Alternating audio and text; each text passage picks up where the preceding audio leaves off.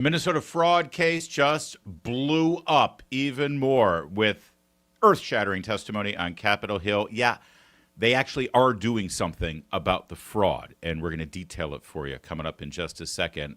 Speaking of fraud, Mark Kelly is a fraud. Pete Hegseth called him out, and even Jake Tapper couldn't take his lies. We're going to show you that, and it's worth some popcorn. And back to Minnesota. Remember Tim Walz? Remember him?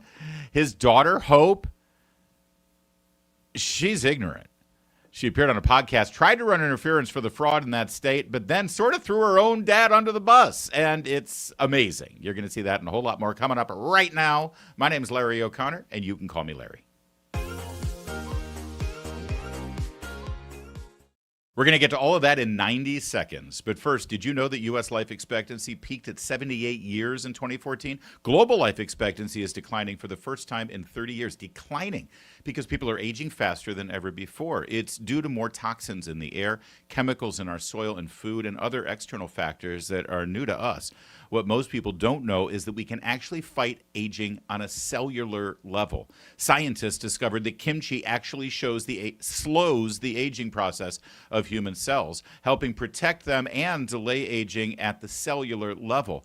The power of nature can outweigh the power of pharmaceuticals without the nasty side effects. And now you can get all the benefits of kimchi in a simple capsule with Kimchi One.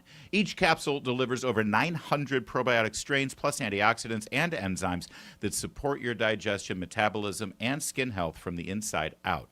As we age, we become more susceptible to microbial threats. Kimchi One is a natural antimicrobial, helping your body fight off harmful bacteria, viruses, and even toxins while boosting immunity and energy. Best of all, Kimchi One is 100% made in the USA, all natural and non-GMO. Support your gut, protect your cells, and feel younger every day with Kimchi One from Brightcore.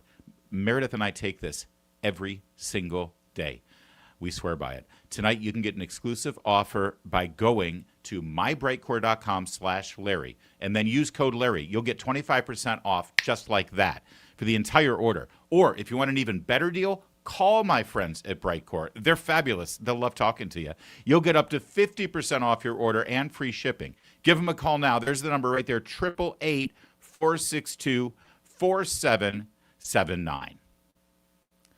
Today on Capitol Hill, House Oversight Committee is trying to get to the bottom of the fraud in Minnesota. And yes, I promise you, they're doing more than just having hearings. We're going to get to those details in just a second and show you some absolute blistering commentary from one of our favorite congressmen, Brandon Gill, on Capitol Hill, a freshman who's going places. We're going to show you that in just a second. But first, the opening of this hearing.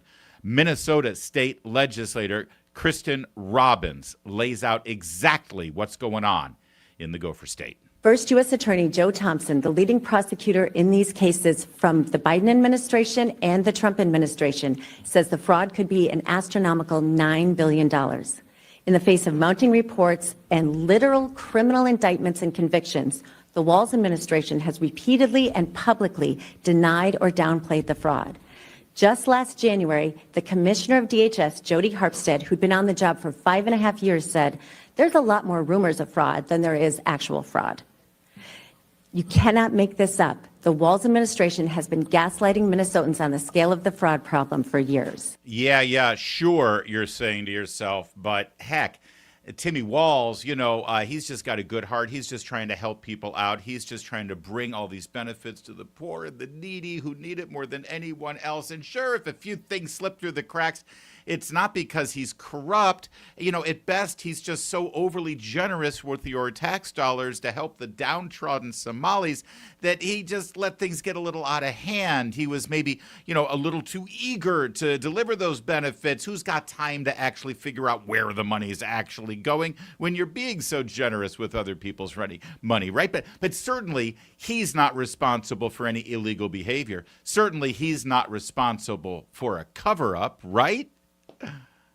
Yeah, wrong. Here's the testimony, bringing Tim Walz straight into the center of this obstruction of justice cover-up. As chair of the Fraud Prevention Committee in Minnesota, I've been working to uncover the massive fraud under Tim Walz, propose solutions, and hold state agencies accountable.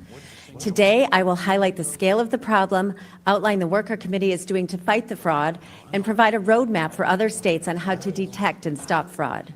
Minnesota is one of the highest tax states in the nation, and hardworking Minnesotans have been told that they don't pay their fair share for years. In truth, Minnesotans pay much more in taxes than in other states. And when they pay their taxes, they expect that their money is going to things that help our communities: roads, schools, healthcare, and law enforcement. They do not want their tax dollars absconded by criminals to buy resorts and apartment buildings in Kenya, property in Turkey, and luxury homes and cars in the U.S. Tim Walz and his administration have willfully turned a blind eye to crime in the face of countless whistleblower and auditor reports, as well as stories by local investigative journalists and the Center of the American Experiment. These are actual crimes that must be punished. They are crimes against our moral values and erode trust in government. The time for accountability and justice is here. First, we are unearthing staggering amounts of fraud in Minnesota. As far back as 2014, there were credible whistleblower allegations of millions in daycare fraud. Instead of shutting it down, the state minimized whistleblower reports and allowed fraud to grow. Unfortunately, childcare fraud was just the tip of the iceberg. Since 2019, Tim Walz and Minnesota Democrats have allowed fraud to absolutely explode in Minnesota. There's been more than $300 million in the Feeding Our Future child nutrition program scandal, and the Feeding Our Future prosecutions revealed that as many as half of those indicted also ran other Medicaid-funded programs. Yet despite this being known back in 2023, Tim Walz and his agencies have done nothing to stop those defendants from getting additional state money. We have now found fraud in multiple Medicaid programs, including autism centers, sober homes, non-emergency medical transportation, integrated community supports, and housing stabilization. All right, just to make sure that you heard what you needed to hear just now, Tim Walz, since 2023, there's evidence that shows that Tim Walz has known about this fraud, has known about the corruption, and continued to deliver taxpayer money, your money. Just understand, because I know it's really easy to say, oh, who cares about Minnesota? Oh, they get what they vote for. That's what they get. This is federal money. This is your money. This is money from North Dakota and Oklahoma and Alabama and Wyoming. This is your money that was handed over by the shovelful, by the dump truck full to Timmy Walz. He knew that it was going to fraudulent behavior, and he kept the money flowing.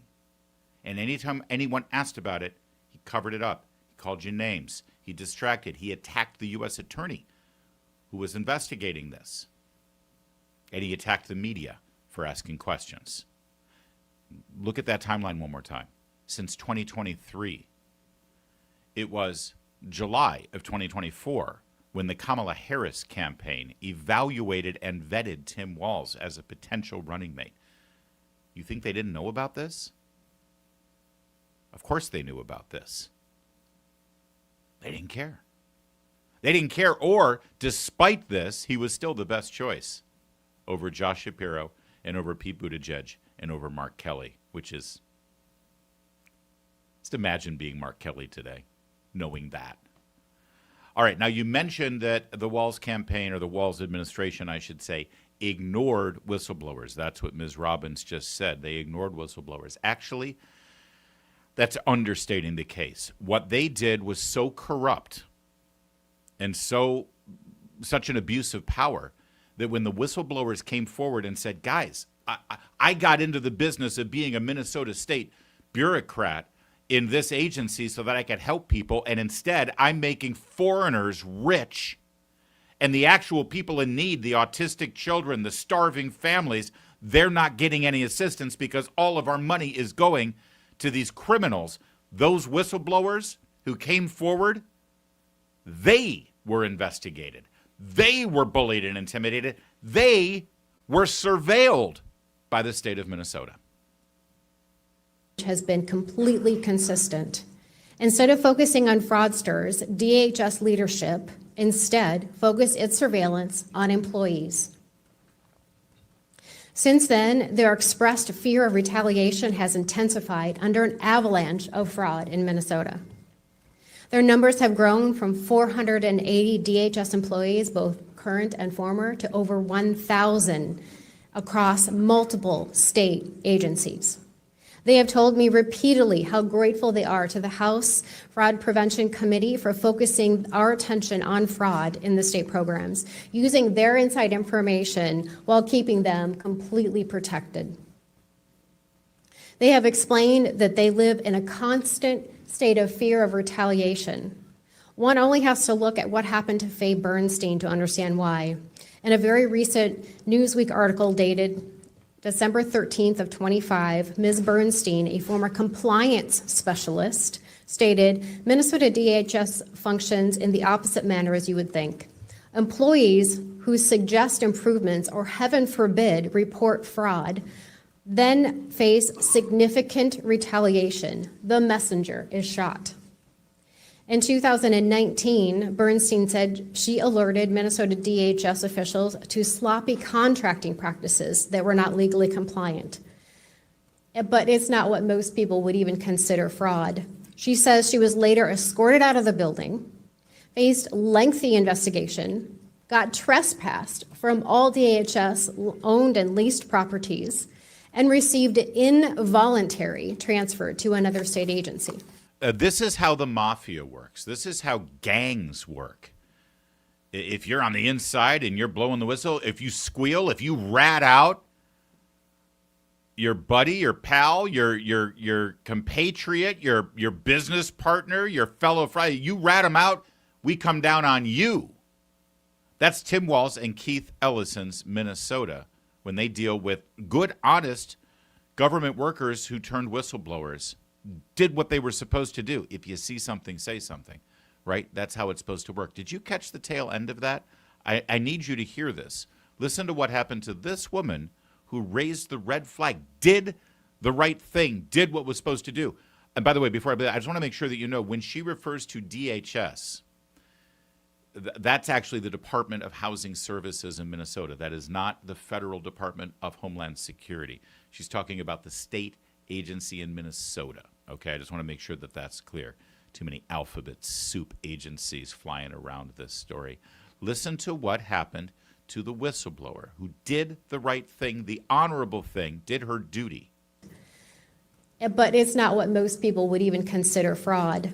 She says she was later escorted out of the building, faced lengthy investigation, got trespassed from all DHS owned and leased properties, and received involuntary transfer to another state agency.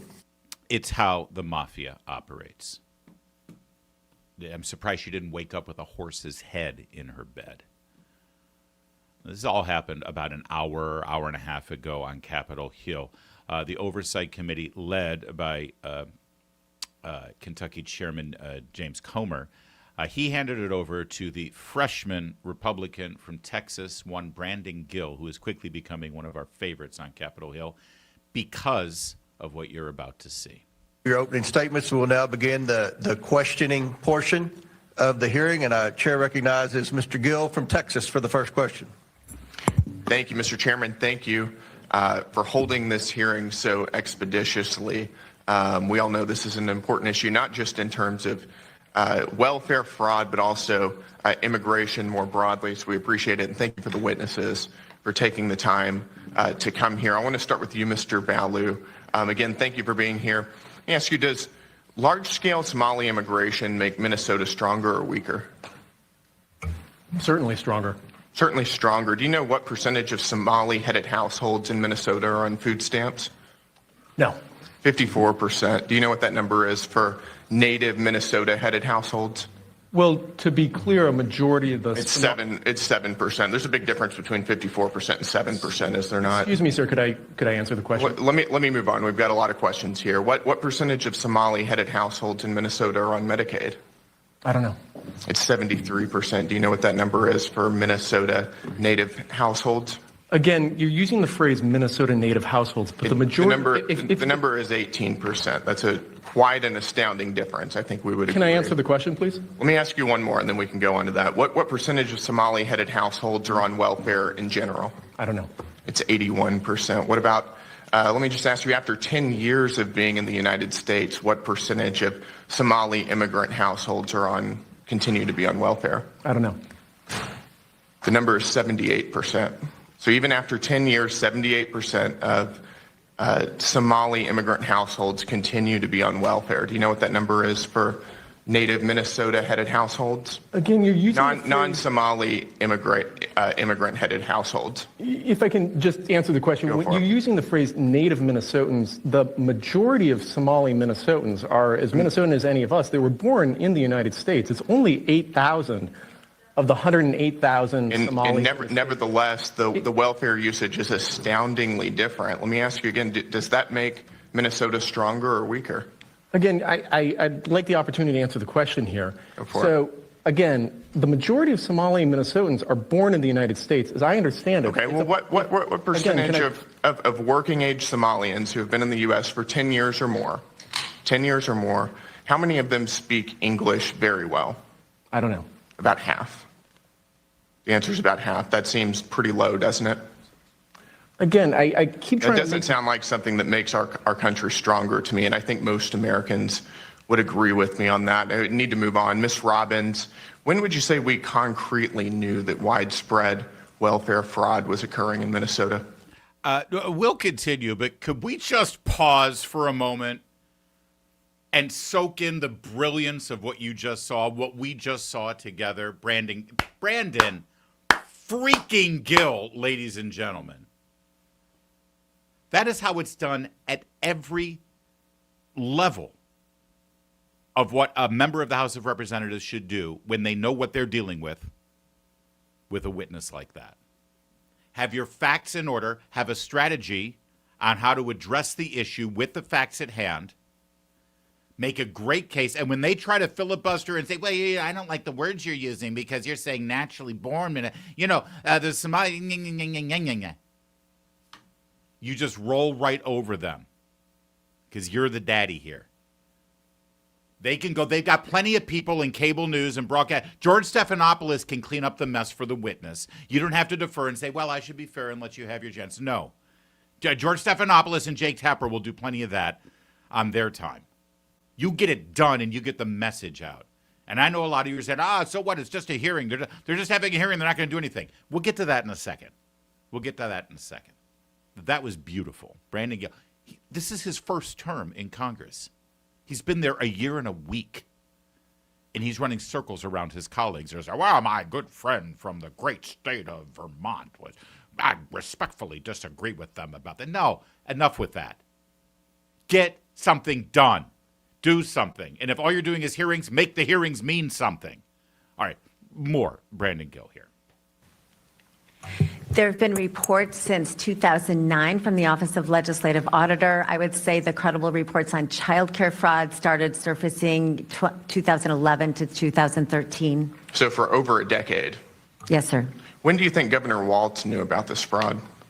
From the very beginning. He was running for governor in 2018 when there were prosecutions going on, when there was an OLA report, active cases in the news all the time. And what was the Walz administration's response? They actually did nothing when they got into office, and Lieutenant Governor Peggy Flanagan had been on the committee in the legislature that had hearings on child care fraud, and when they got into office, they did put $5 million into a little more money, but nothing changed. But nothing. And let me ask you, Mr. Hudson, thank you for being here. Did those who commit this fraud, do they typically vote for Republicans or Democrats, in your opinion? In my opinion, thank you for qualifying it like that, I would say they most definitely overwhelmingly vote for Democrats. Do they typically donate to Republicans or Democrats? Not to my knowledge. They don't donate to Republicans, they donate to Democrats, in my opinion, yes. Got it. So would you say this is the Somali population is an important demographic for Democrats to win over politically? Unquestionably. Got it. And do you think it would have hurt Democrats' political standing with the Somali population to investigate this fraud? Very clearly. Got it. So in other words, you're saying that there was a political incentive to cover up widespread Somali fraud. Is that right? 100%. Got it. Let me ask all three of you. Did the Walz administration and Democrats intentionally, in your opinion, overlook this fraud while it was happening for political gain? I'll start with you, Ms. Robbins. Absolutely. We have credible whistleblower reports that the Department of Human Services administration up to the OIG and the commissioner met with a group called the Minnesota Minority Child Care Association multiple times, and that they were trying to weaken protections. We wanted, Right. we had several changes we wanted to do, and they opposed all of them. And Mr. Hudson and Ms. Rarick, and then my time is up. I would agree. Absolutely. The whistleblowers confirm it. Got it. Thank you. Thank you all. No, Congressman Gill. Thank you. Just cut and dry. Just buttoned up perfectly. That summarizes exactly what's going on there and what we're talking about. There are crimes. There is obstruction of justice to keep the investigation into the crimes. There is a cover-up of the crimes. And the criminals end up benefiting those politicians who conducted the obstruction of justice and the cover-up. And, oh, by the way, after they donate and give them money, then those same politicians end up giving more of your tax dollars to the very criminals that they're well aware of and have been aware of for over a decade. And Minnesota is just scratching the surface. Minnesota is just the tip of the iceberg. Now, for those of you who are watching this right now, and you watch that, and yes, you're happy that Brandon Gill did such a great job in those 5 minutes, but you say nothing comes of this. That's all there is. It's just a hearing. They're all talk. All they want to do is have their moment for political purposes. That's all this is. This isn't anything other than just politics. I want to see some action. Okay. 2 things. Number 1, if all that comes of this is Republicans being able to make a strong political argument in the midterm elections coming up this November, that if you keep voting for Democrats, and God forbid give Democrats the majority in the House of Representatives, this kind of fraud continues, gets celebrated, gets rewarded, and it will never end, that's pretty good right there, okay? That's not bad. But here's number 2. Trump administration posted this today to let you all know that there is more happening than just a hearing today. Number 1, Justice Department surging additional prosecutors to the state, doubling the amount of attorneys working on the fraud cases in Tim Walz's Minnesota. CMS announced a full audit of Minnesota's Medicaid billing receipts. That's Dr. Oz, by the way. And will draw back fraudulent claims from future funding. That should have already been in place. But, of course, the federal government doesn't operate that way. The federal government just throws all this money out, and they never assume that, except with your taxes. It's amazing if you think about that the Biden administration made sure that they had enough money to, hire something like 80,000 new auditors at the IRS to make sure you dot every I and you cross every T and you don't make a rounding error on your tax return other than they're going to come down like hell on you. But billions of dollars are going out to these blue states for all these programs that end up being fraudulent. They're like, yeah, we don't have enough people to investigate that. Oh, sure, we're probably, it's the cost of doing business. We know that there's probably some fraud there, but, come on. There's just so much. It's too hard for us to tackle. But give us our 80,000 auditors for the IRS, for you, for your taxes. That's how things operate. Health and Human Services cut off additional $10 billion in federal funding from 5 Democrat-run states ripe with fraud, including Minnesota. DHS deploying an additional 2,000 law enforcement agents to the Twin Cities to assist with law and immigration enforcement. And, oh, by the way, if they want to, they can stay in a Hilton now. Thank you very much. Trump administration continues saying they're unleashing a relentless assault to dismantle the Somali-dominated fraud empires in Minnesota. Trust but verify is all I'm saying. I'm with you. I want action. I want something to happen more than just hearings. The hearings are good. We need that. We want that. We need all of this too. But finally, we can't forget about it. We need to follow up, and we need to make sure that Tim Walz deciding not to run for re-election isn't some sort of scalp that puts this to bed. We are done throwing our money after these things. We're done being called racist because we want these things investigated, and we're done with the fraud in our government before they ask for one more red cent from us. Make sure that that red cent isn't going into the pocket of some illegal alien, some foreigner, or some terrorist over in Somalia. That's all we ask.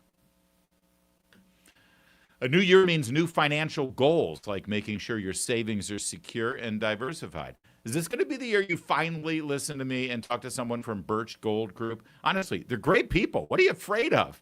I appreciate their educational approach and their understanding of macroeconomics. See, there are forces which push the dollar lower and gold higher, which is why they believe every American should own physical gold. So, listen to this deal.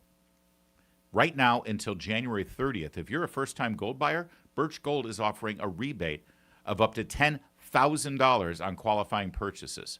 To claim eligibility and start the process, just text Larry to 989898. Birch Gold can help you roll an existing IRA or 401k into an IRA in gold, and you're still eligible for a rebate of up to $10,000.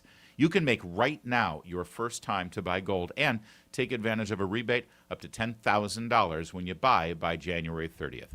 Text my name, Larry, to 989898. Claim your eligibility today. Again, text Larry to 989898. Do it today. Remember when Tim Walz was almost your vice president? Whew, yeah, that was pretty rough. And remember, we got to meet his charming family. His wife, you remember her, turn the page, bye-bye. Yeah, oh, God, what a nightmare. But let's not forget his delightful daughter, Hope. His daughter, Hope, is a influencer on TikTok, and, well, she hates America, and I think she hates her dad. She appeared on a podcast and answered some questions about the fraud in the Gopher State, and, well, let's show you a little bit of it. First, she had some interesting things to say about the citizen journalist, Nick Shirley, who blew the lid off this story 2 weeks ago. This video that went crazy, this Nick Shirley video, it seems to just change the whole everything on there. Have you seen it? I have not watched the whole thing. I've seen clips of it and whatnot. I think they're trying to make this man into Charlie Kirk or something. Yeah. And I think, right-wing media ecosystems and people just really like that sort of, content in media. Yeah. And it's the whole anti-vax thing and just, they're not going to believe anybody except the least qualified people, it seems. And so he fit the bill there, I think. Okay. I love the host is okay, that's a lot to unpack. All right, so Nick Shirley, the citizen journalist who took a GoPro and an expert in all of the government documentation that shows where the federal funding went to the Somali daycare centers and learning centers, and exposed it on his YouTube account. That's like being an anti-vaxxer, and they're making him Charlie Kirk, which is, I guess they're both young, white, conservative men. There's that, I suppose. Tell me you know nothing about Charlie Kirk without telling me you know nothing about Charlie Kirk. What in the hell is she even talking about? And I do love the reliance on expertise here. It's well, he's just some guy with a camera. I don't know why people want to believe him. Of course, no actual attempt to address the details of the video, either from the host or from the guest, Hope Walz. And Hope Walz even admits that she hasn't watched the video, but she's got strong opinions about it after all. But it gets even better. Watch this. People engage with that. It feels more trustworthy than the news to a lot of people. It does, and I can't quite I have my own problems with the media and all of that. Sure. And that's, I said in a video this morning, now I can kind of be let loose and I definitely want to have some of those conversations going forward. Yeah. But I do, I definitely think people see somebody and they're like, oh, this person's, I see myself in them, and so I'm going to believe them. And that is what people definitely see in me. I think then that's an ethical thing on his end. You can't just go and do this to people. I don't know. Yeah, but in I mean, communities. But I watch it. I haven't watched the whole video like you. I've watched a lot of clips on there because he's posting a lot of them. But the style of it, I watch it. I'm like, oh no, like this is my style. This is what I do. Yeah. And like here I am, like feeling like what I'm doing is a good thing, but then it can be used. So easily. To and there's really no like terrible checks harm. and balances on content, or not many, and just social media in general. This is just absolutely precious, isn't it? Can we watch this together? Because there's a lot to unpack here. Some of it even came close to making coherent sense, but I don't think she's making the case that she's trying to make. Let's start with this stunning revelation. People engage with that. It feels more trustworthy than the news to a lot of people. It does, and I can't quite I have my own problems with like the media and like all. All right, so I love that, where it's like she starts to like poo-poo it and say, yeah, I don't know why people would trust that instead of the news. And then she realizes, oh, wait a second. I'm a social media influencer. I want people to trust me more than cable news or broadcast news. And, oh, by the way, the Tim Walz line has been that the media, and by the way, this was Kamala Harris's line too, that the media was biased in favor of Donald Trump and Republicans and against Kamala Harris and Tim Walz. That's been their line, right? That the media didn't treat us fairly. So she was just about to say, yeah, people should trust the media and not some, oops, never mind. Let me backtrack on that. And then this one was even better. All of that. Sure. And that's, I said in a video this morning, like now I can kind of be let loose. And like, I definitely want to have some of those conversations going forward. Yeah. In other words, I want people to trust me in my social media platform. Okay. So it's not the platform. It's not the lack of credentials as any kind of, legitimate journalist. You don't have to have that. You can be anybody with a following and social media clout. Now she's saying, oh, by the way, how wonderful is it to know that she's been restraining herself up until now in her commentary? The commentary that calls you every name in the book, that calls you a Klansman and a Nazi and a racist and all of the other ignorant things that she says about you. Well, now that her daddy isn't the governor or running for governor again, now she can really tell you what she thinks. Oh, we can't wait, Hope. We can't wait. Yeah. But I definitely think people see somebody and they're like, oh, this person's, I see myself in them. And so I'm going to believe them. And that is what people definitely see in me. I think then that's like an ethical thing on his end. Like, you can't just go and do this to people. I don't know. Yeah. So because you have credibility and people tend to believe you and relate to you, then you can't go and investigate fraud in the Somali community in Minneapolis because...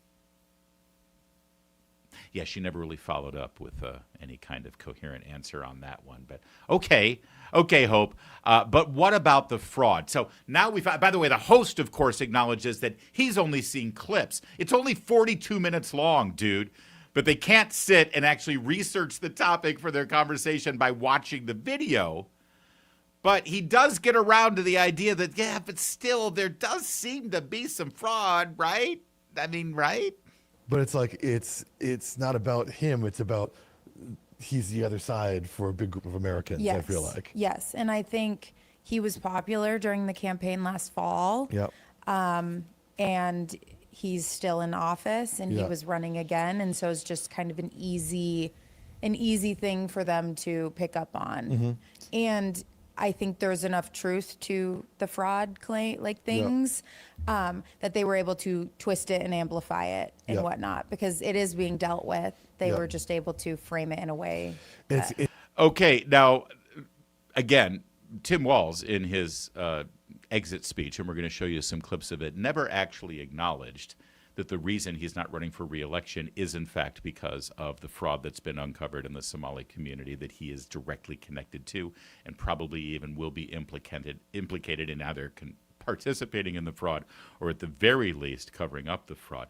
But she just acknowledged it for him, right?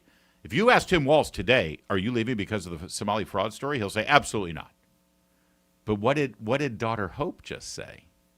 I think there's enough truth to the fraud claim, things, that they were able to twist it and amplify it and whatnot, because it is being dealt with. They were just. God,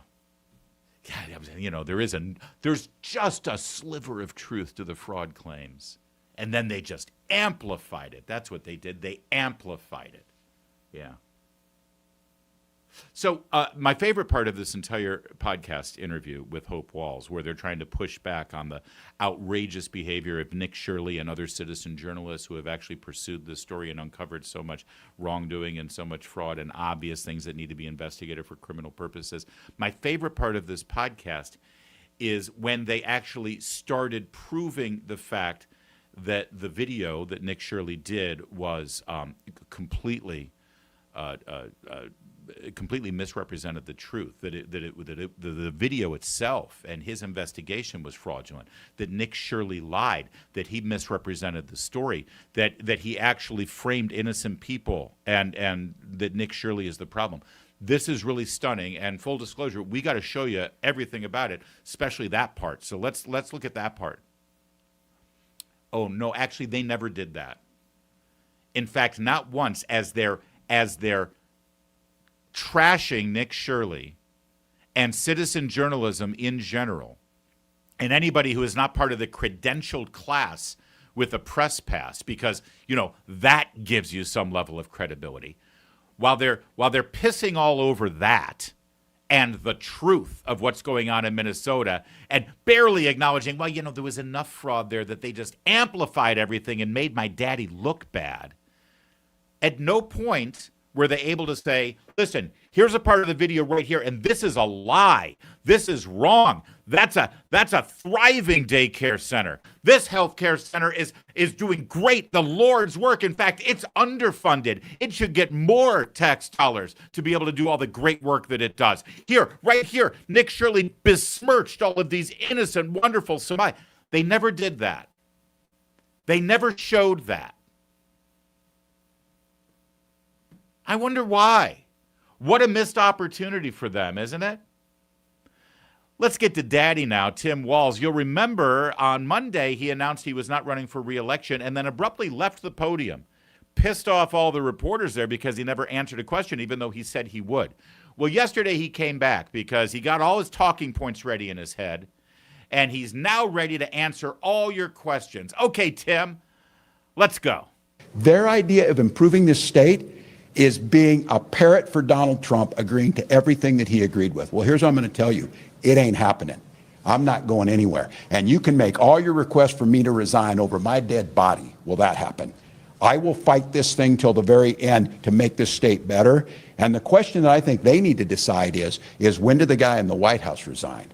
When does he take accountability for what he did? Because it isn't going to happen here. Their idea of improving this state is being... So apparently, the real problem in Minnesota is Donald Trump and the Republicans who enable him. So apparently, Tim Walz is not going anywhere, except that he is, since he's not running for re-election. And apparently, Tim Walz is going to fight this to the bitter end, except he's not, because he's refusing to fight for re-election.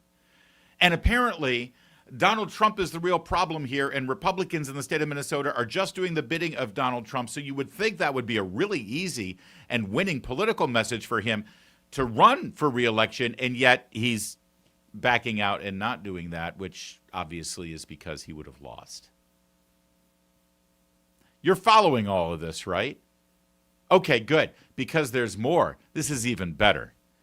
Asked very simply, why are you choosing not to run for re-election? It's a simple question. It should be the only question to answer at this press conference. Let's see what the answer is.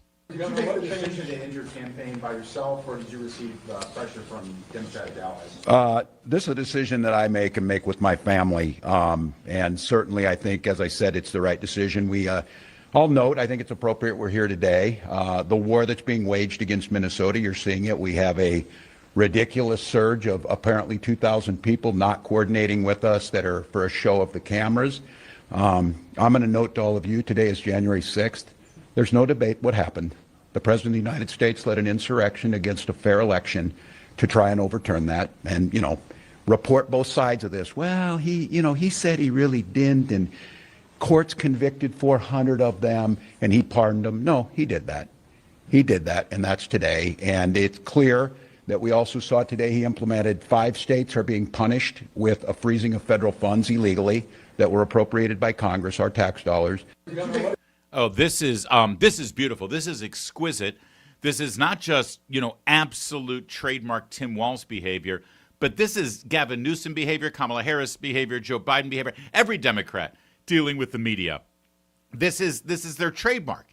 This is what they do. Can we break it down and see exactly what happened here? Let's do it, shall we? Okay, so the question... Did you decision to end your campaign by yourself, or did you receive pressure from Democrats? Did you make the decision to end your campaign by yourself, or did you get pressure from other Democrats? By the way, we know he got pressure from other Democrats. He didn't reach his conclusion to do this until he had a conversation with Senator Amy Klobuchar of Minnesota the afternoon before he decided to drop out of the race, because Amy Klobuchar knew he was going to lose. Amy said, "You're done, Tim. I'm going to come in. I'm going to run for governor, and if you play nice and you don't get in any trouble, maybe I'll appoint you as my replacement in the Senate." Okay? That's what happened. Okay, but the question is, did you come to this decision on your own, or did you get pressure? Now, let's get to the answer. This is a decision that I make and make with my family. And certainly, I think, as I said, it's the right decision. I'll note, I think it's appropriate we're here today. The war that's being waged against Minnesota, you're seeing it. We have a ridiculous surge of apparently 2,000 people not coordinating with us that are for a show of the cameras. Okay, so it's the right decision to make for me not to run for re-election, because the federal government has just brought in 2,000 new investigators to investigate the fraud that's going on my watch. That makes a lot of sense. The question was, did you reach the decision on your own? And the answer is, there's 2,000 new agents coming in to investigate fraud, which, I guess that is kind of an answer. You can connect the dots yourself. By the way, they're not coordinating with you. Tim, that's because they're investigating you. What does he want them to do? Yeah, we're here to talk about the fraud, but we're only going to investigate the fraud if we coordinate with suspect number 1. Does he still not get it? No, he does not get it. Okay, so first he says he made the decision with his family, which isn't a direct answer to the question, because we want to know about Democrat influence. Then he immediately pivots and says, well, we've got 2,000 new agents here investigating me without coordinating with me. All right? Keep going. Why else have you decided not to run for re-election, Tim? I'm going to note to all of you, today is January 6th. There's no debate what happened. The President of the United States led an insurrection against a fair election. That's why he's not running for re-election. There's your answer right there, because today's January 6th and Trump ran an insurrection. And if that makes sense to you, I welcome you to watching our show, because we don't get enough Democrats watching. So thank you. I know you probably just finished watching the late morning news report on MS Now, because you have to be someone who is addicted to Morning Joe and Rachel Maddow to think that is some kind of coherent answer to the question, did you reach the decision on your own, or did you have pressure with Democrats? If you think the answer to that question is, today's January 6th and Trump ran an insurrection, you are probably a Democrat. Okay.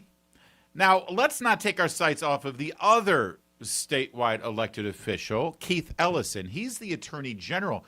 He is actually caught on audio suggesting that he'll help stop the investigations currently taking place into the Somali community, into fraud.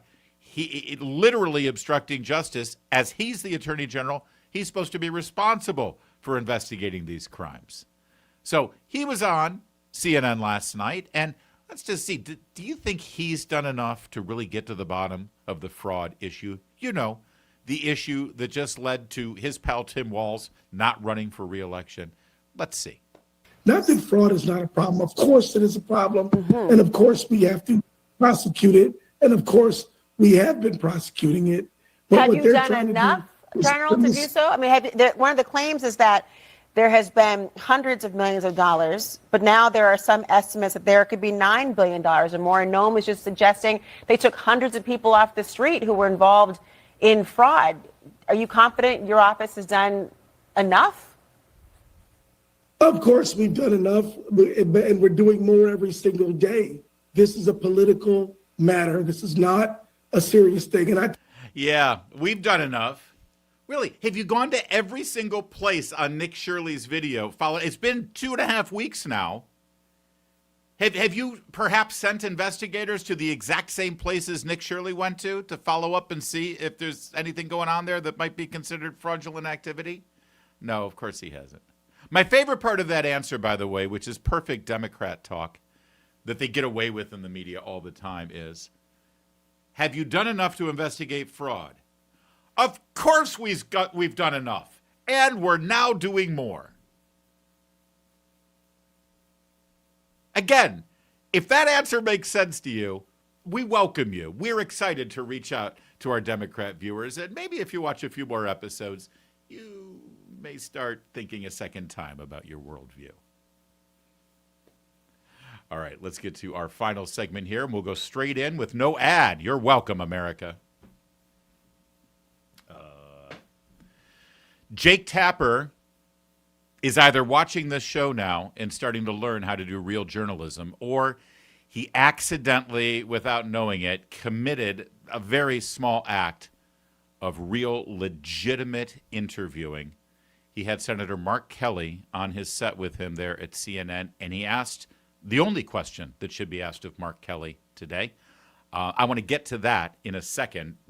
Believe me, we're not celebrating Jake Tapper here, but we are celebrating watching Mark Kelly squirm, and it's beautiful. We'll watch that in a sec. First, though, the post from Secretary of War Pete Hegseth following up on Mark Kelly's behavior. You remember, where he and 5 others, the seditious 6 Democrats, communicated directly to members of our United States military and intelligence communities and told them that if they follow commands from the President of the United States, the Commander-in-Chief, and actually follow the chain of command and the orders given to them, they could be investigated for criminal behavior when a Democrat becomes president. They didn't say it exactly how I said it, but that's what they said.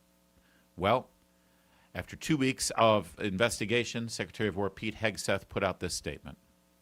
6 weeks ago, Senator Mark Kelly and 5 other members of Congress released a reckless and seditious video that was clearly intended to undermine good order and military discipline. As a retired Navy captain who is still receiving a military pension, Captain Kelly knows he's still accountable to military justice, and the Department of War and the American people expect justice. Let me pause there for a second.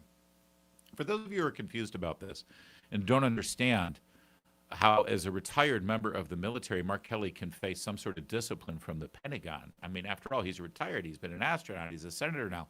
Why shouldn't he be able to speak his mind? Well, he can't speak his mind. But he also made an agreement with the Pentagon. It's a pact, a covenant, shall we say, with the Department of War. At the time, it was the Department of Defense. When he became a retired officer, he got a full military pension, a great benefit, by the way, at the level that he retired at, a captain in the Navy. It's a good payout. He also gets full medical benefits. He gets a lot of perks as a retired officer in the United States Navy. And in exchange for all of those perks that he gets, he signed documents and pledged with his honor and his word as a member of the United States military that he would conduct himself appropriately as still a representative of the United States military. That allows you to say that you're a retired captain. It allows you to sort of flex that military muscle.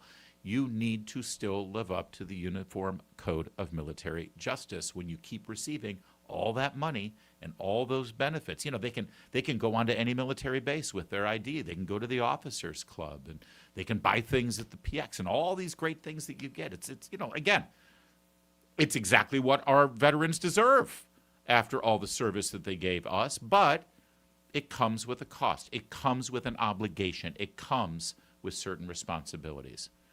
He violated those responsibilities, and now this is the price he pays. Therefore, in response to Senator Mark Kelly's seditious statements and his pattern of reckless misconduct, the Department of War is taking administrative action against Captain Mark E. Kelly, U.S. and retired.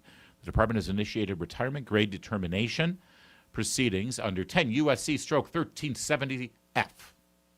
Love that. with reduction to his retired grade resulting in a corresponding reduction in retired pay. To ensure this action, the Secretary of War has also issued a formal letter of censure which outlines the totality of Captain, for now, Kelly's reckless misconduct. The censure is a necessary process step and will be placed in Captain Kelly's official and permanent military personnel file. Captain Kelly has been provided notice of the basis for this action and has 30 days to submit a response. The retirement grade determination process directed by Secretary Hegseth will be completed within 45 days. Captain Kelly's status as a sitting United States Senator does not exempt him from accountability, and further violations could result in further action. These actions are based on Captain Kelly's public statements from June through December 2025, in which he characterized lawful military operations as illegal and counseled members of the armed forces to refuse lawful orders. This conduct was seditious in nature and violated Articles 133 and 134 of the Uniform Code of Military Justice, to which Captain Kelly remains subject as a retired officer receiving pay. Boom. All right. Now, again, let me be clear. You can be a retired member of the military and you can speak your mind. You have full First Amendment rights. You can criticize the president. You can criticize his cabinet. You can criticize anybody you want. But when you speak directly to the rank and file members of the military, active duty military, and encourage them to defy orders, when you interrupt the chain of command with your direct communications with members of that chain of command, that's where you cross the line. That's where he crossed the line. And by the way, if you're like seeing people on your Facebook complain about this and say, oh, it may be true, but it's just unprecedented. This sort of thing should never happen. It never happens to anybody, and we just don't like the new precedent that it makes. Yeah. Do yourself a favor. Look up a certain former admiral. Kevin, can you help me? I'm forgetting his name right now, but he was a former admiral. He was Trump's doctor. He became a congressman from Texas. He's still a congressman from Texas, in fact. And his name is... Oh my gosh, it's escaping me too. Oh, I figured you'd search it while I was building that up. You gave me 2 seconds. You're usually that good, Kevin. You're usually that good. I'm watching the chat to see if they get it before you get it. Ronnie Jackson. Thank you, Husky Tiller 10. Yes, Congressman Ronnie Jackson of Texas. He was a retired admiral, Navy doctor. He was President Trump's doctor. You remember, he gave the press conference for hours on end, taking questions from the media, saying, yes, the president's fine. This is in the first term, by the way, when they were diagnosing him on television as having some sort of cognitive disability, something they never did with Joe Biden. Also, did you ever see Joe Biden's doctor give a press conference? Never, not once. Ronnie Jackson did that. He got so pissed off at the media, he got so pissed off at Democrats that he retired from the Navy, went back home in Texas, ran for Congress, got elected, and became a member of the Congress just as Joe Biden became president. And then do you know what happened under President Joe Biden and under Secretary of Defense Lloyd Austin? Do you know what they did? They demoted him from admiral down to captain, and they reduced his pay. They punished him. And they had no reason to do it, by the way. The Trump administration now, in the second term, has reinstated Ronnie Jackson as a full admiral, or as an admiral, one-star admiral. And by the way, if Mark Kelly ends up being the president, or if a Democrat gets into office, they can certainly reinstate him if they feel like it. But don't tell me this is unprecedented. Don't tell me that presidents just don't do this sort of thing, or defense secretaries just don't do this sort of thing, because they just did it to a Trump-supporting Republican.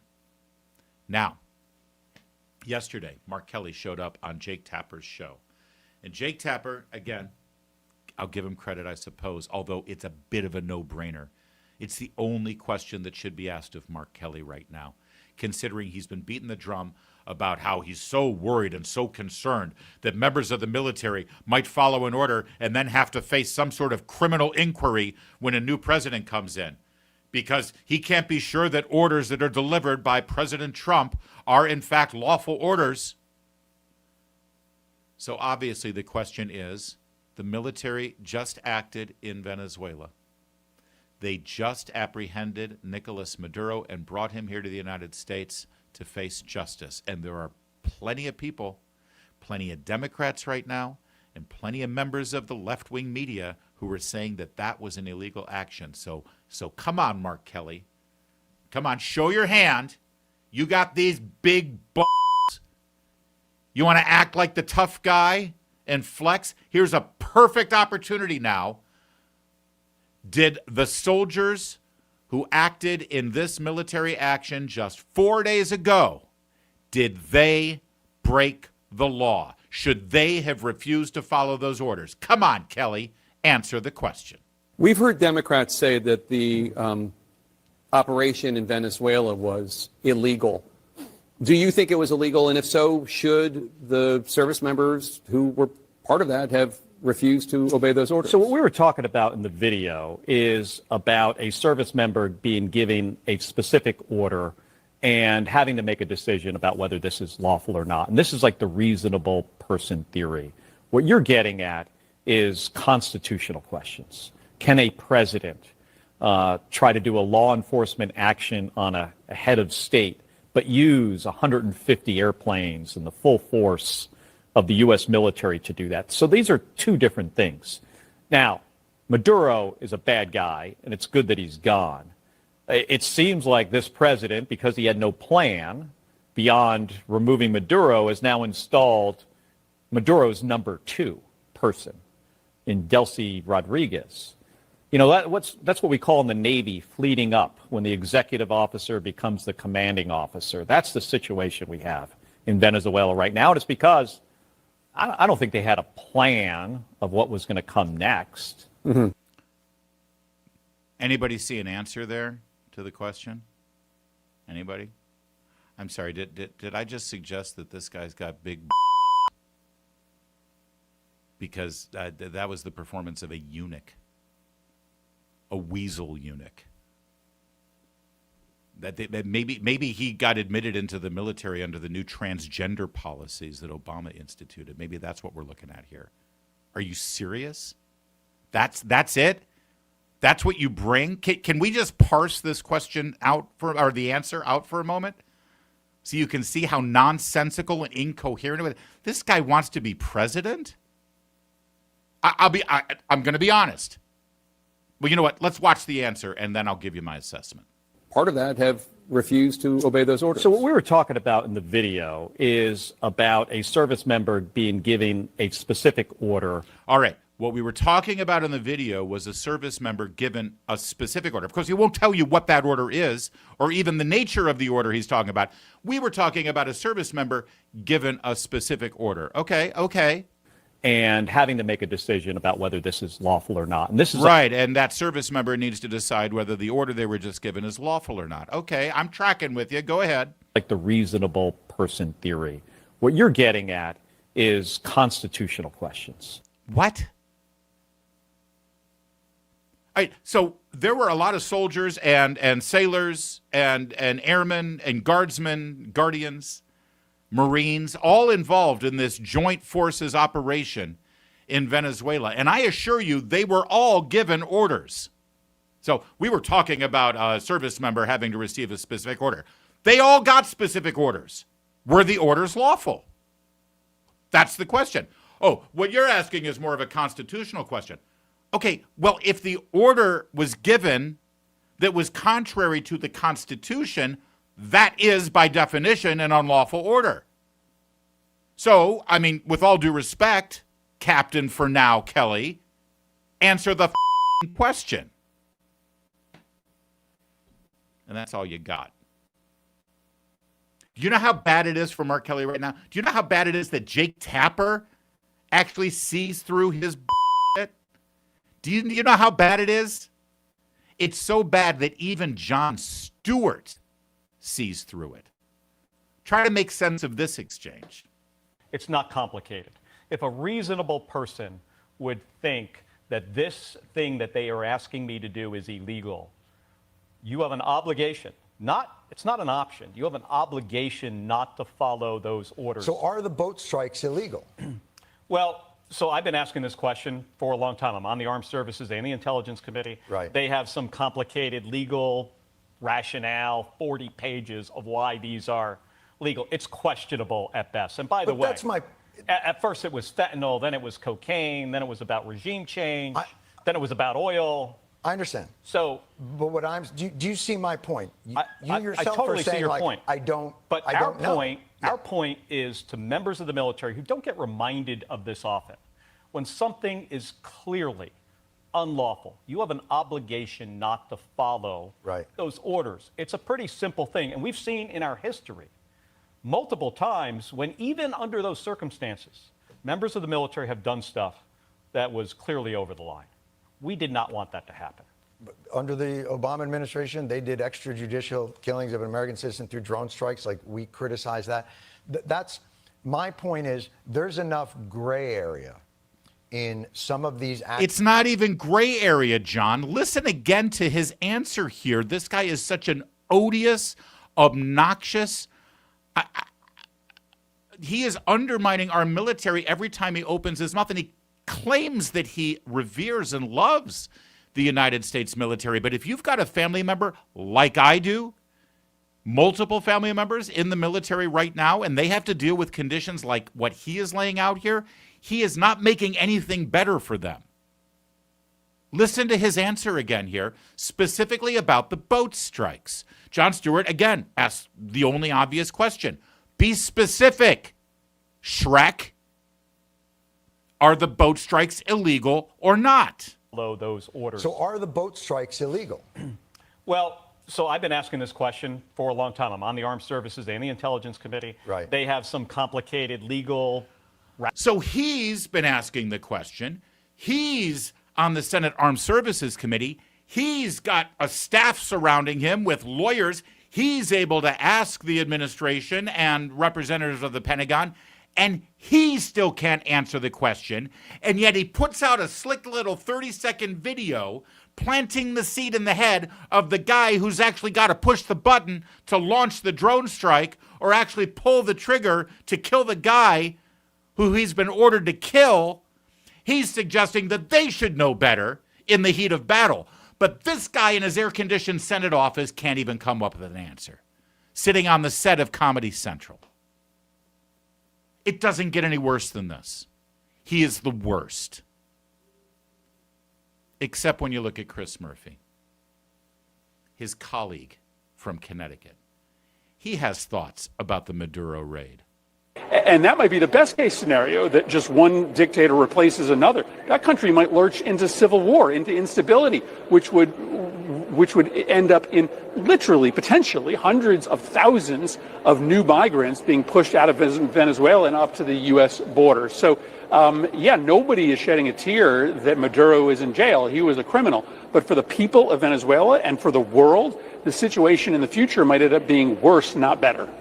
So even though it's good that we got Maduro, if you really think about the people of Venezuela, who, by the way, are running through the streets celebrating and cheering and thanking Donald Trump with tears in their eyes because they finally have a glimmer of hope for freedom. But if you think about the people of Venezuela, maybe what comes next will be even worse. Maybe you shouldn't have done this because it might end up even being a more dangerous situation for the people. So yes, sure, it's good that we got Maduro, but we probably should have left him there because you have to think about the people of Venezuela. Well, that's a great opinion, Chris Murphy. It really is. I really respect you for it. I do, except for the fact that I read something else a while ago from somebody on social media that actually makes an alternative argument to that case. It came from this guy. His name's Senator Chris Murphy of Connecticut. Perhaps you're familiar with him, Senator Murphy. This is what he said in 2019. If Trump cared about consistency, he'd make the realest case for intervention in Venezuela. Getting rid of Maduro was good for the U.S., rather than trying to pretend his administration all of a sudden about toppling anti-democratic regimes. Okay, so back in 2019, he was taunting and mocking Donald Trump because he wasn't getting rid of Maduro, and now, yeah, you make sense of it, will you? Because my brain hurts. Let's swing over to MS now, because one of the other complaints about the Trump administration's handling of this incredibly, by any measure, perfectly executed military strike in conjunction with the Department of Justice, getting Nicolas Maduro to safety without one casualty or one piece of military equipment left behind, except for our empty shell casings. The other argument that we're hearing from Democrats in Washington is that they should have been told about it beforehand. Now, of course, the administration is under no obligation to tell political hacks on Capitol Hill what they're about to do, especially when it comes to a top-secret military operation like this. But even knowing that, the administration has said point blank why they didn't tell anybody on Capitol Hill, especially Democrats, because the Democrats would have leaked it. That's why. And you would think that the answer from Democrats would be, how dare you? How dare you besmirch our reputation? How dare you suggest that we would put the military in harm's way by leaking top secret information? You can trust us with this. We are members of the United States Congress. We would not leak this information. You would think that would be their response, but you'd be wrong. Here's their response. What, in your view, should the administration have done in dealing with you? Well, so the leaks argument is crazy, right? First of all, even if there are leaks, the law says that we have to be involved and consulted on this sort of thing. What in your Sometimes I'm speechless when I see this. Even if there are leaks, it doesn't matter because you have to consult. Even if there are leaks, let's just understand what leaks means. Leaks means Americans die. And there, who is that? Jim Himes? Is that who that is? Yeah. Congressman Jim Himes says, I don't care if American soldiers die because of leaks. Irrelevant. Don't you know who I am? I deserve to know. You can't hate these people enough. Chuck Schumer, for his part, he got a classified briefing yesterday from Secretaries Rubio and Hegseth to lay out exactly what happened there and what the next steps are in Venezuela. And here's Chuck Schumer's strongman, robust response. Remember, Chuck Schumer is redefining his role now in Washington because he is the opposition. He is the man. He is the bulwark. He is the firewall protecting the American people and the Constitution from Donald Trump. So, okay, Chuck, take it away. I asked for some assurances that they were not planning operations in other countries, and I named a few of the ones you mentioned, including Colombia and Cuba, and I was very, very disappointed in their answer. Thank you. Wow, that is peak beta energy, isn't it? That's not even beta. That's Charlie or Delta energy. Are you kidding me? I was asked for assurances that there would be no future thing, and I was very disappointed in the response. I gotta go take my nap now. Can I get one of those raw cheeseburgers, please, fresh off the grill? Thank you very much. They got nothing.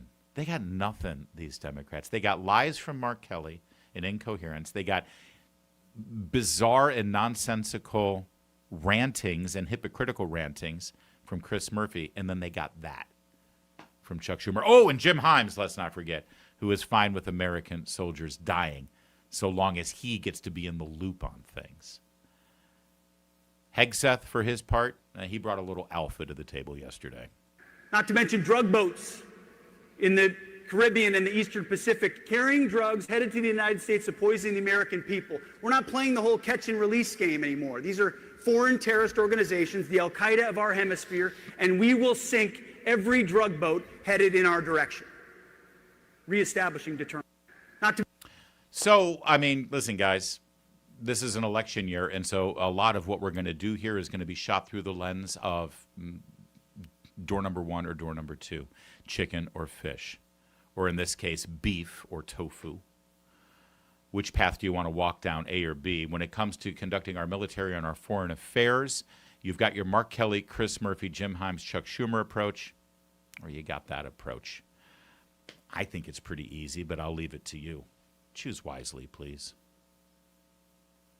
That's it for today's show. Thank you so much for watching. Don't forget to like this video and subscribe to the platform you're watching on so you don't miss another episode. And don't forget, if you liked any of our 3 episodes today, our 3 segments today, they'll be broken out a little bit later so you can share them on your social media and tell a friend. Oh, and while we're at it, would you mind going to the audio, the Apple Podcast, giving us a rating and a review? Subscribe over there. It really helps us out a lot. And we've already seen our numbers rising up the charts there. So thank you very much for it.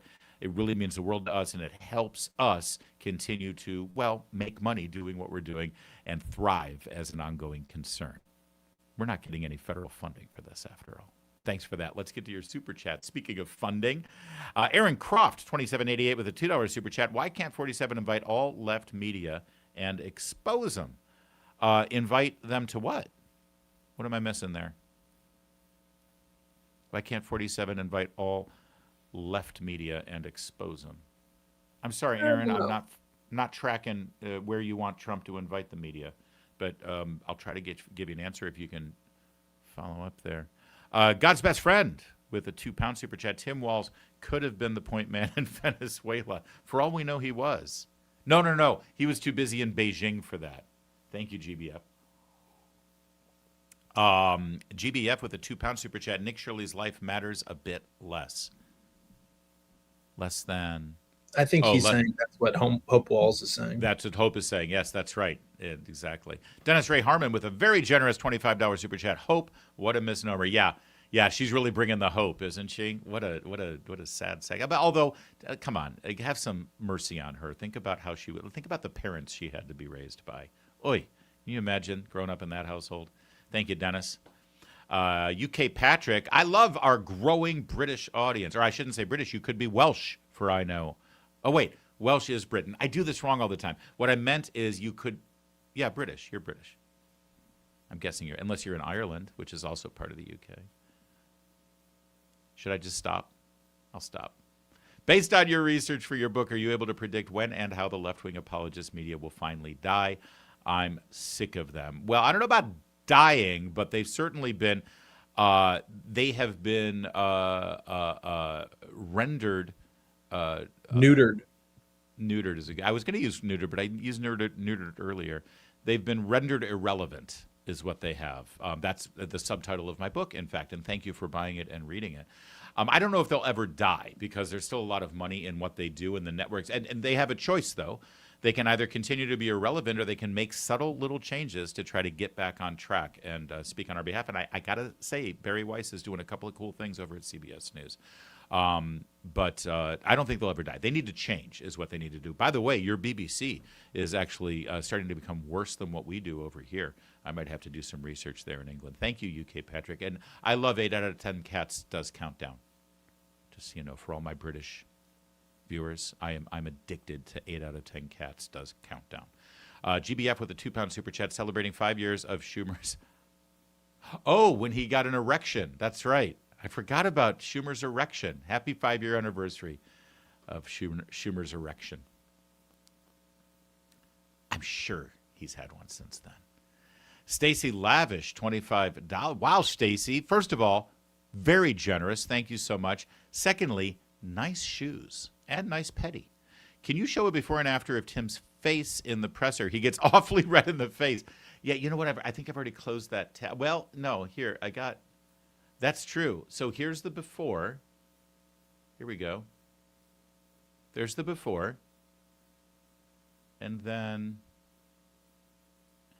here's the after. Although the color correction is not quite doing it justice. But there you go. He did get awfully red in the face. Although, by the way, real fast, can you pop that back up? Isn't it nice that he wore the Somali flag on his lapel for the press conference? That's lovely, isn't it? For those who don't know, that's the new state flag of Minnesota. And it looks eerily like the Somali flag. You can't even try to gaslight us on that. It's obvious. We can see it. Thank you for that super chat. $5 super chat from Angela, child of God. Kelly deserves court-martial, then Leavenworth for his threats. Totally disgraced the rank he held in our great armed forces. I don't know if it rises to the level of court-martial and imprisonment, but I think he's getting certainly what he deserves, which is the demotion there, down to commander. He'll be a commander now. Angela with another $5 super chat. Jack Nicholson thought he could make his own rules too. Mark Kelly, yard arm. Hang him from the yard arm. He can't handle the truth, Angela. Thank you for that. You're damn right I ordered the code red. I love that movie. GBF, £5 super chat. Same as Israel attacking your own soldiers. Be more afraid of your generals than of the enemy. Yeah, the generals class is always a problem, and that's true across the board, isn't it? Stumbleboots, $2 super chat. Thank you, Stumbleboots. You're cool, too. Appreciate that. And GBF with a £2 super chat. Next invasion's New York. Please evaluate now. Oh, you mean you want the White House to invade New York and free it from their communist dictator? I appreciate that. We also, from Ron Benash on, is that Facebook? That is Facebook. I didn't know we could get super chats on Facebook. Yes, we can. Ron Benash gave us a $1 tip on Facebook. Well, thank you, Ron. We appreciate it very much. We love our audience on Facebook and on all the platforms. Thanks for watching us today. We're going to be back tomorrow, same time, same place. If you could, a specific request, because I do always remind you that you can share these videos. The video that shows Congressman Gill from Texas, that was our second segment today. No, that was our first segment today, the questioning from Brandon Gill. Please, I need that to go viral. I need Brandon Gill to be a superstar viral hit today. So when that video gets posted in about 90 minutes, I'd say, if you could share that on your social media and make it blow up, I would very much appreciate it.